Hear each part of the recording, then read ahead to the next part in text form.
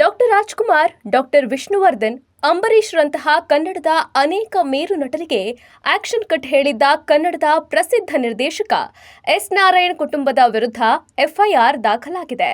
ನಟ ಮತ್ತು ನಿರ್ದೇಶಕ ಎಸ್ ನಾರಾಯಣ್ ಪುತ್ರ ಪವನ್ ಹಾಗೂ ಸೊಸೆ ಪವಿತ್ರಾಳ ವೈವಾಹಿಕ ಜೀವನದಲ್ಲಿ ಬಿರುಕು ಮೂಡಿದ್ದು, ಕುಟುಂಬದ ವಿರುದ್ಧ ವರದಕ್ಷಿಣೆ ಕಿರುಕುಳದ ಆರೋಪ ಕೇಳಿಬಂದಿದೆ. 2021ರಲ್ಲಿ ಎಸ್ ನಾರಾಯಣ್ ಪುತ್ರ ಪವನ್ ಪವಿತ್ರಾಳ ಜೊತೆ ಹಸಿಮಣೆ ಏರಿದ್ರು. ಆದರೆ ಮದುವೆ ಆದ 4 ವರ್ಷದಲ್ಲಿ ಪೊಲೀಸ್ ಠಾಣೆ ಮೆಟ್ಟಿಲೇರಿದ್ದಾರೆ. ಬೆಂಗಳೂರಿನ ಜ್ಞಾನಭಾರತಿ ಪೊಲೀಸ್ ಠಾಣೆಯಲ್ಲಿ ಎಸ್ ನಾರಾಯಣ್ ಕುಟುಂಬದ ವಿರುದ್ಧ ವರದಕ್ಷಿಣೆ ಹಣಕ್ಕೆ ಒತ್ತಾಯ ಮಾಡುತ್ತಿದ್ದಾರೆ ಎಂದು ಪವಿತ್ರ ದೂರು ನೀಡಿದ್ದಾರೆ. ಪತಿ ಪವನ್ ಕೆಲಸ ಮಾಡ್ತಿಲ್ಲ, ಕಲಾ ಸಾಮ್ರಾಟ್ ಟೀಮ್ ಅಕಾಡೆಮಿಗಾಗಿ ನಾನು ಅಮ್ಮನ ಒಡವೆ ಮಾರಿ ಹಣ ನೀಡಿದ್ದೇನೆ. ಈಗ ಅಕಾಡೆಮಿ ಲಾಸ್ ಆಗಿ ಮುಚ್ಚಿದೆ. ಈಗ ಹೆಚ್ಚಿನ ಹಣಕ್ಕೆ ಒತ್ತಾಯ ಮಾಡ್ತಿದ್ದು, ಹಣ ನೀಡದ ಕಾರಣ ಮನೆಯಿಂದ ಹೊರ ಹಾಕಿದ್ದಾರೆ ಎಂದು ಪವಿತ್ರ ಆರೋಪಿಸಿದ್ದಾರೆ. ಸದ್ಯ ಪವಿತ್ರ ಆರೋಪದ ಮೇಲೆ ಎಸ್ ನಾರಾಯಣ್ ವಿರುದ್ಧ ಎಫ್ಐಆರ್ ದಾಖಲಿಸಿಕೊಂಡು ಪೊಲೀಸರು ತನಿಖೆ ಕೈಗೊಂಡಿದ್ದಾರೆ.